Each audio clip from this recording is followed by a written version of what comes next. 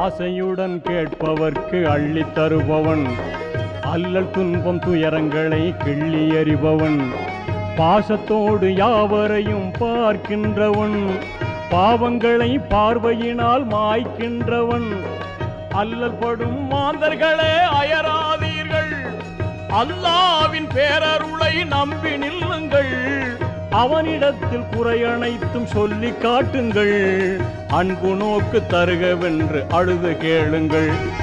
இறைவனிடம் கையேந்துங்கள், அவன் இல்லை என்று சொல்லுவதில்லை.